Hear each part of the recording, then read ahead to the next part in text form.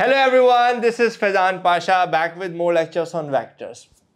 अच्छा, अब तक पिछले जो भी 3-4 लेक्चर्स हमने आपके आगे प्रेजेंट किए उसमें बार बार एक ही चीज़ समझाने की कोशिश कर रहा हूँ मैं। वो ये कि भाई जब भी वेक्टर्स का रिजल्टेंट निकालना होगा तो आपको क्या करना पड़ेगा, you have to arrange the vectors in order, okay, and while arranging those vectors in order you cannot change the direction of a vector, you cannot change the magnitude or size of the vector, but you can change the position of the vector। कि किसी को भी पहले बना दिया, उसके बाद दूसरे को बना दिया, फिर उसके बाद वहीं से तीसरे को स्टार्ट कर दिया, बट इस सब में आप मैग्नीट्यूड चेंज नहीं कर सकते और आप दिशा नहीं बदल सकते, यानी डायरेक्शन नहीं चेंज कर सकते। अच्छा, ये इतना इंपॉर्टेंट है कि आप बोलेंगे यार ये इन 3 बातों के पीछे ही पड़ गया, लाइक आगे कोई बात ही नहीं कर रहा है। मैं आपको जरा कुछ बड़े इंटरेस्टिंग से एमसीक्यूज कराना चाहता हूँ और उससे हमारा ये कॉन्सेप्ट और क्लियर हो जाएगा और उससे हमें ये भी समझ में आ जाएगा कि आखिर ये कितनी इंपॉर्टेंट चीज़ है और काफ़ी ट्रिकी क्वेश्चंस में सिर्फ ये प्रॉपर अप्रोच हमें हेल्प आउट कर सकती है। तो आइए जरा बिस्मिल्लाह करते हैं। तो भाई सीन्स कुछ ऐसे ही कि हमारे पास क्वेश्चन है, 3 wires each exert a horizontal force on a vertical pole as shown. एक वर्टिकल खंबा है और उस पर 3 हॉरिजॉन्टल फोर्सेज एक्ट कर रही हैं। लाइक ये खंबा है, एक फोर्स यूं है, एक फोर्स यूं है, एक फोर्स इस तरह से। तो ये 3 फोर्सेज आपके सामने इन्होंने ड्रॉ की हुई है with their magnitude and size. Which vector diagram shows the resultant are acting on the pole. Rule क्या था भाई, ये 3 फोर्सेज है ना, ये 3 फोर्सेज हैं, ये 3 वेक्टर्स हैं। इन तीनों वेक्टर्स को अगर मुझे इनका रिजल्टेंट निकालना है तो I have to arrange them in orders, एक के बाद एक। But I cannot change the position of a vector, I cannot change the direction of a vector, I cannot change the magnitude of the vector, but yes I can change the position of the vector। अब जरा 1 by 1 check करते हैं। अगर मैं इस option A की बात करूं तो इस ऑप्शन ए में ये जो पहला वेक्टर है ये बिल्कुल सही ड्रॉ हुआ है। देखें, अगर आप इधर देखें ना, साइज भी वही है, डायरेक्शन भी वही है। अच्छा, जो दूसरा वेक्टर है ये गलत ड्रॉ हुआ है। लाइक अगर आप ये देखें ना, हमारे पास जो ये वेक्टर है दिस इज एरो डाउनवर्ड और ये एरो हुआ है अपवर्ड, तो ये गलत हो गया। ठीक है, ऑप्शन ए बेकार है, बट अभी सारे देखते हैं। ठीक है, अच्छा, जो तीसरा वेक्टर है वो भी गलत है। आप देखिए, इसको ड्रॉ किया हुआ है टुवर्ड्स द राइट और यहाँ पे ड्रॉ किया हुआ है टुवर्ड्स द लेफ्ट, तो ये भी गलत है ना। तो भाई मैं किसी भी वेक्टर की डायरेक्शन को चेंज नहीं कर सकता, मैं किसी वेक्टर के मैग्नीट्यूड को चेंज नहीं कर सकता बाय फाइंडिंग द रिजल्टेंट। भाई मैं ऑर्डर में, देखो ऑर्डर में तो बनाया है उन्होंने, पहला जहाँ से खत्म हुआ दूसरा वहीं से स्टार्ट हुआ, दूसरा से खत्म हुआ तीसरा वहीं से स्टार्ट हुआ, बट अगर उन्होंने डायरेक्शन चेंज कर दी तो ये ऑटोमेटिकली गलत वेक्टर डायग्राम है, तो इससे जो भी रिजल्टेंट निकलेगा वो करेक्ट नहीं होगा। अगला देखते हैं, ऑप्शन बी। ऑप्शन बी में भाई पहला वाला वेक्टर तो उन्होंने सही बनाया एज इट इज, देखना ये भी टू द राइट है और ये भी टू द राइट है। अच्छा, दूसरे वेक्टर की बात करते हैं तो दूसरा वेक्टर भी उन्होंने सही बनाया। देखेंगे ये भी डाउनवर्ड दिखा रहा है ना, ये भी डाउनवर्ड दिखा रहा है। देखो पहला वेक्टर जहां से खत्म हुआ दूसरा वेक्टर वहीं से स्टार्ट हुआ। देखो पहला जहां से खत्म हुआ दूसरा वहीं से स्टार्ट हुआ, उसके बाद उसके जो तीसरा वेक्टर है माशाल्लाह उन्होंने ये भी सही बनाया हुआ। देखो ये जो है ना, अगर आप गौर से देखो ये इस तरफ जा रहा है, इन्होंने इसको भी इस तरफ ही बनाया। तो अब देखो तीनों वेक्टर्स बिल्कुल एज इट इज बने। पहला यूं था इन्होंने बना दिया, दूसरा यूं था इन्होंने बना दिया, तीसरा यूं था इन्होंने बना दिया। तीनों वेक्टर्स की डायरेक्शन भी नहीं चेंज की, मैग्नीट्यूड भी चेंज नहीं किया, बस पोजीशन चेंज कर दी कि भाई पहला जहां से खत्म हुआ दूसरा वहां से स्टार्ट हुआ, दूसरा जहां से खत्म हुआ तीसरा वहां से स्टार्ट हुआ। और फिर क्या हुआ, स्टार्ट एंड पॉइंट को मिला दिया। This was your start point, this was your and point. उन्होंने क्या किया, इन स्टार्ट और एंड पॉइंट को मिला के रिजल्टेंट बना दिया। तो जो है सो जनाब B is the correct answer. B क्या है, बी करेक्ट आंसर है। But still you look into C and D as well. तरीका ये है कि आप चारों ऑप्शंस को देखते जरूर हैं। ठीक है, अच्छा, अब सी में बात करें तो भाई सी में इन्होंने पहला वेक्टर तो सही बनाया है। देखो ना, ये ऐसे ऊपर की तरफ जा रहा है, इन्होंने भी सही बनाया। अच्छा, दूसरे वेक्टर की बात करें तो दूसरा वेक्टर भी सही बनाया। आप देख रहे हो ये डाउनवर्ड है तो इन्होंने इसको भी डाउनवर्ड ही रखा है। लेकिन मेरे अजीज हमवतनों, मेरे प्यारे बच्चों, ये जो तीसरा वेक्टर है यहाँ पे इन्होंने गड़बड़ मचा दी है। ये जा रहा है टू द राइट और इन्होंने बना दिया इसको टू द लेफ्ट, तो ये हो गया गलत ऑप्शन। क्योंकि अगेन वेक्टर्स डायग्राम बनाते हुए जब आप वेक्टर को लाइन से अरेंज कर रहे होते हैं, एक के बाद दूसरा, दूसरे के बाद तीसरा, तीसरे के बाद चौथा, तो उसमें रूल ये होता है कि आप किसी भी वेक्टर की दिशा को चेंज नहीं कर सकते। उम्मीद करता हूं अब तो ये आपके दिल, दिमाग, गुर्दे, फेफड़े हर जगह बैठ चुकी होगी ये बात। सही है। ऑप्शन डी पर आते हैं। ऑप्शन डी में भाई ये वेक्टर गलत बना हुआ है बिकॉज दिस इज डाउनवर्ड। इन्होंने इसको क्या बनाया हुआ है, इन्होंने इसको अपवर्ड बनाया हुआ है। फिर अगर मैं इसकी बात करूं, चलो भाई ये वाला वेक्टर सही है, देखें ये टू द राइट है ना, इन्होंने भी इसको टू द राइट ही दिखाया है। और फिर आखिरी वाला भी सही बनाया, तो अगेन एक वेक्टर डायग्राम यहाँ पे भी गलत है। तो ए सी डी तीनों गलत ऑप्शन से B is the correct option. सही है। अच्छा, अब चेक करते रहना है, ये जो सबसे आसान क्वेश्चन था, ठीक है ना। एग्जाम में ऐसे क्वेश्चन बहुत कम आते हैं कि बस एज इट इज वेक्टर्स को अरेंज करके आपसे आंसर्स पूछ लेना। कभी कभी एग्जामिनर करता है थोड़ी थोड़ी होशियारी, और हम बैठे हैं आपको उन होशियारियों का तोड़ सिखाने, उसे क्रैक करने के लिए। तो आइए जरा देखते हैं अगला क्वेश्चन क्या देखें। ओहो वेरी ब्यूटीफुल वंडरफुल क्वेश्चन, बड़े तवज्जो से देखिएगा। कहता है vector P and Q are drawn to scale, ठीक है ना। ये पी और क्यू ड्रॉन टू स्केल का मतलब ये है कि भाई इसका साइज वाइज भी आप चेंज नहीं कर सकते, ठीक है ना। बिल्कुल जो लेंथ ऑफ द वेक्टर है ना वो मैग्नीट्यूड को रिप्रेजेंट कर रहा है, ठीक है। और डायरेक्शन तो आपको दी हुई है। कहता है which diagram represents the vector p minus q. अब p माइनस क्यू को कैसे रिप्रेजेंट करेंगे। देखो इतना तुमने भी वो लेवल्स में पढ़ा होगा। What is the negative vector? A negative vector is simply a vector which is same in magnitude but opposite in direction. जैसे अगर वेक्टर है a इस तरह से, तो माइनस a इज दिस, यानी मैग्नीट्यूड तो सेम है लेकिन दिशा बिल्कुल ऑपोजिट है। सही है, आई थिंक ये तो आप लोग जानते ही होंगे। अच्छा अब आते हैं जरा इस तरह के क्वेश्चंस को सॉल्व करने का तरीका ये होता है कि उन्होंने आपसे कहा कि उन्हें चाहिए p माइनस क्यू। अब सर आपने तो हमें सिखाया है वेक्टर्स का रिजल्टेंट निकालना। वेक्टर्स का रिजल्टेंट निकालने का मतलब उनको ऐड करना। सर सब्ट्रैक्ट कैसे करेंगे? ना ना, मैंने आपको रिजल्टेंट निकालना सिखाया है, हम अभी भी रिजल्टेंट ही निकालेंगे, लेकिन कैसे, थोड़ा सा स्टाइलिश अंदाज होगा। तो वो क्या होगा, वो ये होगा कि भाई जो p माइनस क्यू है, क्या मैं ऐसे यूं लिख सकता हूं, p plus of minus q, यानी sum of p and minus q. p और माइनस क्यू का जो रिजल्टेंट होगा टेक्निकली वो p माइनस क्यू हो जाएगा ना भैया। वेक्टर p और q का रिजल्टेंट क्या होगा, p plus Q. Vector p और वेक्टर माइनस क्यू का रिजल्टेंट क्या हो जाएगा, p माइनस क्यू। तो p माइनस क्यू को मैंने आपको सिर्फ समझाने के लिए लिख दिया p प्लस माइनस क्यू। इसका मतलब क्या है कि मुझे p और माइनस क्यू का रिजल्टेंट चाहिए।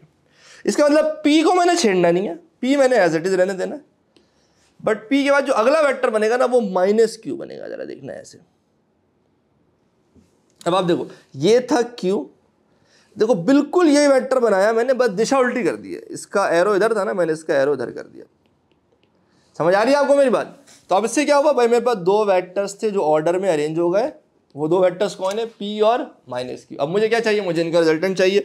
तो भाई this is the start point, this is the end point, इन दोनों को मिला दीजिए, इंशाल्लाह आफाका हो जाएगा। तो this is the resultant of p and minus q which is technically p minus q. तो अब आप देख लें आपके पास जो चार ऑप्शंस मौजूद हैं उनमें से इस वेक्टर से बेस्ट मिलता जुलता ऑप्शन कौन सा है। तो I don't think this is going to be a difficult choice. This is option number C, कि भाई ये बिल्कुल करेक्ट आंसर है।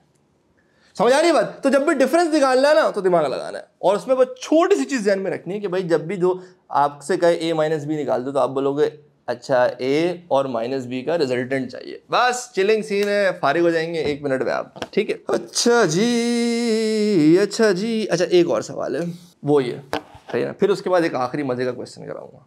टोटल 4 क्वेश्चन ही करेंगे बस, ठीक है, इस लेक्चर में। अच्छा, the diagram shows two vectors x and y drawn to scale, ठीक है। अगेन ड्रॉन टू स्केल का मतलब कि भाई जो ये जो वेक्टर की लेंथ है ना ये इसके मैग्नीट्यूड को रिप्रेजेंट कर रही है, और डायरेक्शन तो ऑब्वियसली बताएगी कि वेक्टर किस दिशा में। अब कहता है if x is equal to y minus Z then which diagram represents the vector z। If x is equal to y minus Z then which diagram represents the vector z। Style check कर रहे हो आप? कोई tension की बात नहीं। अरे आपको इक्वेशन दी है भैया, अब और क्या चाहिए। देखिए इन्होंने बोला x is equal to Y minus Z, ठीक है ना भाई, यही है ना। अब मेरी सादगी देख, क्या चाहता हूँ मैं, z चाहता हूँ। क्या चाहता हूँ, मुझे z चाहिए। तो एक काम करो, इसी क्यूट ब्यूटीफुल इक्वेशन में z को सब्जेक्ट बना लो। वो कैसे बनाओगे आप कि भाई z यहाँ निगेटिव था, उधर जाके पॉजिटिव हो जाएगा, और ये क्या हो जाएगा y माइनस एक्स। एक्स यहाँ पॉजिटिव था ना, यहाँ आके नेगेटिव हो गया। तो if x was equal to y minus z which was given in the question and I need z, तो भाई आ जाओ पहले z को सब्जेक्ट बना लेते हैं। तो z क्या हो गया, y minus x. y minus x का क्या मतलब है कि मैनू y और माइनस एक्स का रिजल्टेंट चाहिए। समझ रहे हो भाईजान? y और माइनस एक्स का resultant is simply y minus x. यानी अब की बार मैं y को नहीं छेड़ूंगा क्योंकि वो तो पॉजिटिव ही है। हाँ, ये जो x है ना इसको मुझे नेगेटिव कर देना। नेगेटिव करने का क्या मतलब होता है, मुझे इसकी दिशा बदल देनी है। ये जिस भी डायरेक्शन में बिल्कुल यही वेक्टर होगा, लेकिन उसकी डायरेक्शन क्या हो जाएगी भैया, ऑपोजिट। तब अगर आप देखो ये था x, तो ये हमने बना दिया माइनस एक्स। समझ रहे हो आप मेरी बात? तो ये क्या हो गया भाई, दो वेक्टर अरेंज हो गए। अब जब मैं इनका रिजल्टेंट निकालूंगा, देखो ऑर्डर में बना दिया y और माइनस एक्स को, ये स्टार्ट पॉइंट था, ये एंड पॉइंट था, इन दोनों को मिला दीजिए, इंशाल्लाह फाका होगा। ये है आपका resultant which is the resultant of y and minus X, and the resultant of y और minus X is z। And अब देखें आपके पास जो चार वेक्टर डायग्राम्स हैं A B C D options में, उसमें से जो आपके पास बेस्ट मैच है वो नॉट टू मेंशन, कोई ब्रेनर ही नहीं है, सिंपल सी बात है कि भाई अगर ये इधर है तो ये बिल्कुल यही वेक्टर है जो यहाँ पर बना हुआ है, बाकी तीनों वेक्टर्स बिल्कुल अलग ही दिशा में। तो A is the correct answer.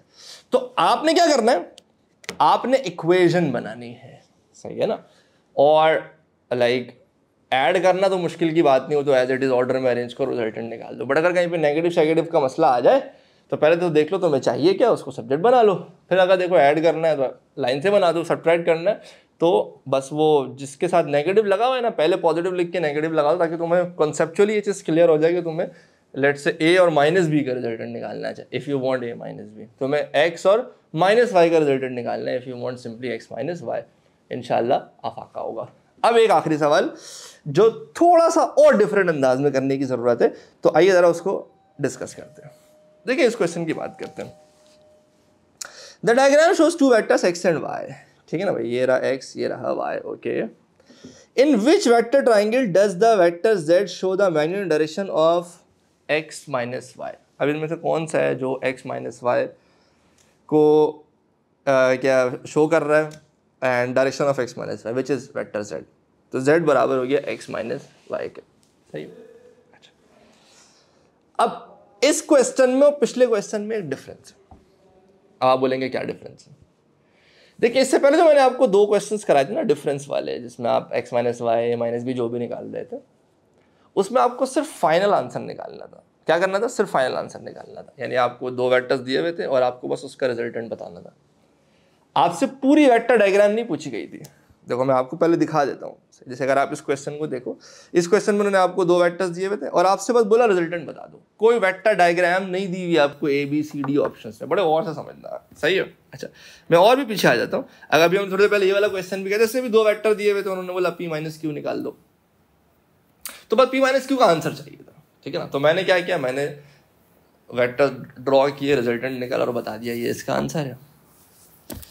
यहां पर इस क्वेश्चन में प्रॉब्लम कुछ और है। इस क्वेश्चन में ठीक है, उन्होंने आपसे कह दिया कि भाई वो कौन सा वेक्टर डायग्राम है जो रिप्रेजेंट कर रहा है z is equal to X minus Y, लेकिन उन्होंने आपको प्रॉपर 4 वेक्टर डायग्राम्स बना के दी हुई हैं। अब आपको बताना है कि कौन सा वेक्टर डायग्राम करेक्ट है, कौन सा वेक्टर डायग्राम करेक्ट है।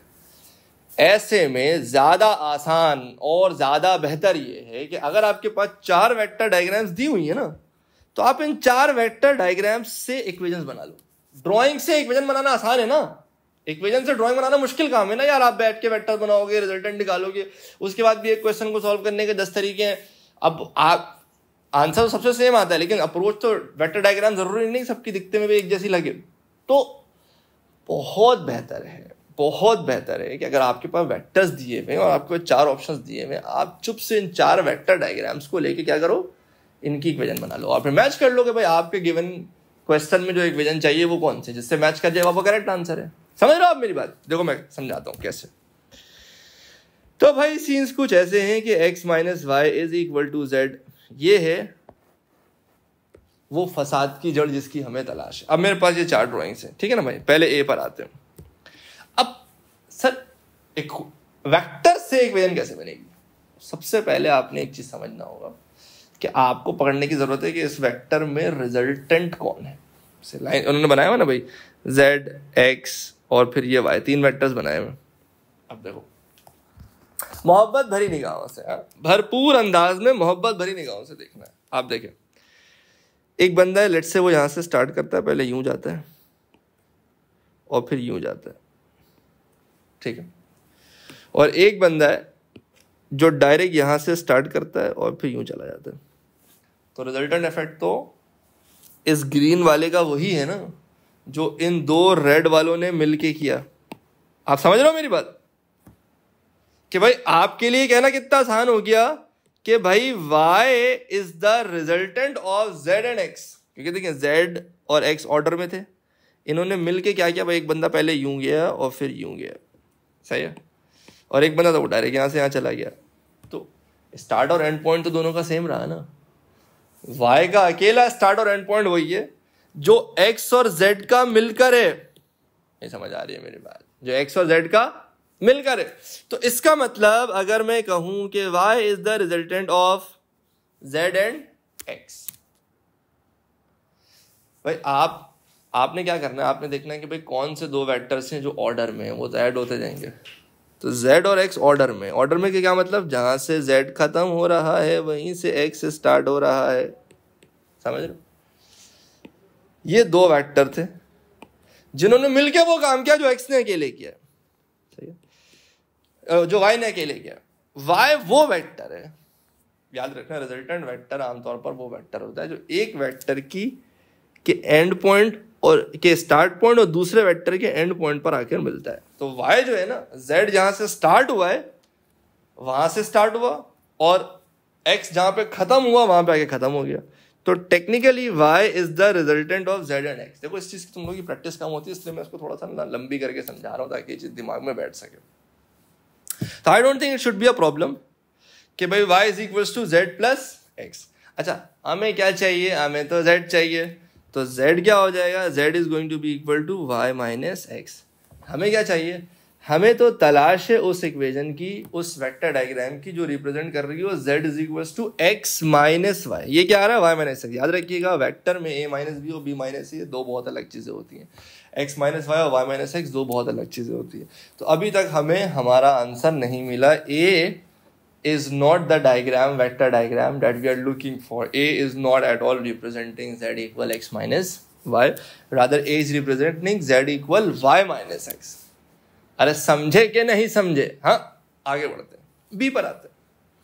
अच्छा, थोड़ी देर के लिए मैं बोलूंगा पॉज करें, इसका स्क्रीनशॉट ले लें, या इसको अगर सामने आपकी स्क्रीन पे चीज आ रही है रोक के पहले ना इसकी इक्वेशन खुद बनाए, ठीक है, और फिर अभी मेरी एक्सप्लेनेशन सुनिएगा कि क्या आपकी इक्वेशन मैच कर रही है या नहीं कर रही है, ठीक है। हम तो पॉज नहीं लेंगे, हम आगे बढ़ेंगे। अच्छा, अब अगर आप यहां पे देखो तो ये रहा z, पहले यूं गया और फिर x, अब की बार y यूं गया। अब z और y ने मिलके जो करा ना, वो अब की बार आपके x ने अकेले कर दिखाया। समझ रहे हो आप मेरी बात, x ने अकेले कर दिखाया कि भाई देखो z और y ऑर्डर में थे, z और y क्या थे, ऑर्डर में थे। जहां से z खत्म हुआ वहीं से y स्टार्ट हुआ। जहां से z स्टार्ट हुआ था और जहां पे y एंड हुआ था, ये स्टार्ट और एंड पॉइंट को कौन मिला रहा है, वो x मिला रहा है। इसका मतलब x इज द, बोलो no, x is the resultant of y and z। तो अब की बार z और y का सम या z और y का रिजल्टेंट इज x। ये सारे वेक्टर फॉर्म में लिख रहा हूं मैं, ठीक है।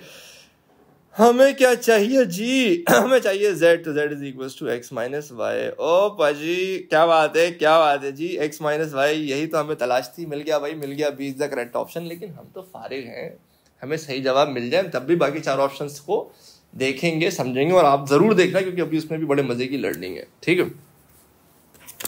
आइए भैया सी पर आते हैं, ऑप्शन सी पर आते हैं।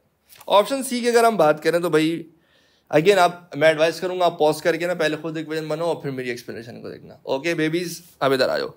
दिस इज y, यहां से y खत्म हुआ, यहां से फिर x स्टार्ट हुआ, जहां से y खत्म हुआ था और x यहाँ पे खत्म हो गया। ओके जी, और ये y का स्टार्ट पॉइंट था, ये x का स्टार्ट पॉइंट था, ये आपका z जा रहा है, ठीक है ना भाई, ठीक है भाई। अच्छा, तो इसका मतलब अब की बार क्या हो गया, z is the resultant of x and y। समझ रहे हो ना भाई, y और x ने मिलकर जो किया वो z ने अकेले किया ना। x के स्टार्ट पॉइंट को, y के स्टार्ट पॉइंट को और x के एंड पॉइंट को आपने मिला दिया, दिस इज योर रिजल्टेंट। तो मेरे प्यारे बच्चों, प्यारे प्यारे बच्चों, z is equal to x plus Y. But हमें तो तलाश थी z equal x minus Y की, तो जाने देते हैं। डी आखिरी वाला is my favourite buddies, it's my favourite. Favourite क्यों है, इस पर तो मैं आपको बिल्कुल एडवाइस करूंगा, रिक्वेस्ट करूंगा, पॉज मारो, रोको और इसकी इक्वेशन खुद बनाओ, उसके बाद भाई के एक्सप्लेनेशन पे आना। ओके, तो भाई आपने जितने भी इक्वेशन बनाने की कोशिश की होगी उनको समझ ही नहीं आ रहा होगा कि शायद इसमें रिजल्टेंट है कौन, क्योंकि देखिए यहाँ से स्टार्ट होते हैं, फिर यूं जाते हैं और फिर वापस आ जाते हैं। तो ये तो सर तीनों ही वेक्टर ऑर्डर में बने हुए हैं। तीनों ही वेक्टर क्या है, यहाँ तो कोई किसी का रिजल्टेंट समझ ही नहीं आ रहा। किसी को कहीं से भी उठा लो, जहां से स्टार्ट करोगे सब ऑर्डर में ही चल रहे हैं। जहां से खत्म हुआ वहीं से जेड स्टार्ट हो गया, जहां से जेड खत्म हुआ वहीं से वाई स्टार्ट हो गया, और वाई कम बखत आगे वहीं पे खत्म हो गया जहां से एक्स स्टार्ट हुआ था। याद रखिएगा अभी हमारा अगला लेक्चर ही अब इस टॉपिक के ऊपर होगा आने वाले सेशंस में। वो क्या होगा, वो ये होगा कि प्यारे बच्चों मन के सच्चों, जब भी वेक्टर्स ऑर्डर में बने, 3 वेक्टर्स 4 वेक्टर्स, और ऑर्डर में ऐसे बनेंगे जहां से शुरू हो वहीं पर आकर खत्म हो जाए। समझ रहे हो आप? आपने 3 वेक्टर्स ऑर्डर में बनाए और जैसे आपने उनको ऑर्डर में बनाया automatically you and up with a triangle, यानी जहां से आप स्टार्ट हुए थे वहीं पे आके खत्म हो गए आप। जैसे अगर आप यहाँ से स्टार्ट करोगे, आपने लेट्स से यहाँ से स्टार्ट किया, ठीक है ना, आपने पहले एक्स बनाया, एक्स जहाँ से खत्म हुआ वहीं से आपने जेड स्टार्ट कर दिया, जेड जहाँ से खत्म हुआ वहीं से आपने वाई स्टार्ट कर दिया। और जैसे आपने इन तीनों वेक्टर्स को बनाया automatically it ends up as a triangle, it ends up as a close diagram के सर ये तो जहां से भी स्टार्ट कर रहे हैं वहीं से खत्म हो जा रहा है। समझ रहे हो आप मेरी बात कि भाई फॉर एग्जाम्पल आपने यहाँ से स्टार्ट किया, पहले वाई बनाया, फिर आपने एक्स बनाया, फिर आपने जेड बनाया, ऑर्डर में जैसे ही बनाया तो जहां से शुरू हुए वहीं पे खत्म। तो किसी शायर ने क्या खूब कहा है, if you die at the same hospital where you were born your net displacement is 0। आसान भाषा में ऐसे केस में आपके इन तीनों वेक्टर का रिजल्टेंट वेक्टर क्या हो जाएगा, 0 हो जाएगा। तो इसकी इक्वेशन पता क्या बनेगी, इसकी इक्वेशन बनेगी भैया x plus Y plus Z is equal to 0 या x plus Z plus Y is equal to 0 के भाई ये 3 वेक्टर्स ऐसे हैं जिनका सम, जिनका रिजल्टेंट क्या हो जाएगा, वही जो तुम्हारे टेस्ट में मार्क्स आ रहे हैं, यानी कि 0। So x plus Y plus Z is equal to 0। तो यहाँ से अगर हम z की इक्वेशन बनाएंगे that is going to be minus X minus Y which is not the required equation. तो भाई बहरहाल हमें पता था डी गलत ऑप्शन है, बट स्टिल हमने चेक मार लिया ए बी सी डी। अब इसमें एक बड़ी काम की बात कह रहा हूँ, कभी कभार ऐसा भी हो सकता है, लिखवा लो मुझसे कभी ना कभी होगा कि तुम देखोगे 2 डायग्राम्स ऐसी हैं जिनकी इक्वेशन सही बन रही है, वही इक्वेशन बन रही है जो क्वेश्चन में दी हुई है। अब उन दो में से कौन सही होगा, फिर गौर से देखने ना कि जो ऊपर डायग्राम दी हुई थी उनसे भी मैच कर रही है एक्स और वाई। कभी कभी ये भी करते हैं कि ड्राइंग सारी सही बना देंगे लेकिन ऊपर वाले डायग्राम से वेक्टर ही डिफरेंट कर देंगे। इक्वेशन तो सही बन रही है लेकिन अगर ऊपर वाला वेक्टर नीचे इस्तेमाल नहीं हो रहा है तो भी गलत आंसर आ जाएगा। तो आई होप कि अब आपको मेरी ये वाली बात ना अच्छी तरह समझ में आ गई होगी कि जब भी हमें किसी वेक्टर का रिजल्टेंट चाहिए तो I have to draw the vectors in order. Order का मतलब ये है कि एक वेक्टर बना दिया without changing its position, without changing its direction, without changing its direction, without changing its magnitude. जहां से पहला खत्म हुआ वहीं से दूसरा बनाया, जहां से दूसरा खत्म हुआ वहीं से तीसरा बनाया, और फिर स्टार्ट एंड पॉइंट को मिला के कर लिया क्या, रिजल्टेंट वेक्टर। ठीक है भाई, तो बड़ा मजा आया। आज की क्लास यहीं तक, मिलते हैं अगली क्लास में। अपना बहुत ख्याल रखिएगा। अभी वेक्टर्स में बहुत कुछ है लेकिन मैं बता रहा हूँ अगर एक बार सही से सीख गए ना तो पूरा साल दुआएं दोगे। इतना इस्तेमाल होता है, हर टॉपिक में इस्तेमाल होगा, पूरे ए से पूरे ए टू में। तो सब्र का दामन थामे रखिए और थोड़े से हमारे कुछ लेक्चर्स बर्दाश्त कर लीजिए, इंशाल्लाह फाका होगा। अपना ख्याल रखिएगा। अल्लाह हाफिज।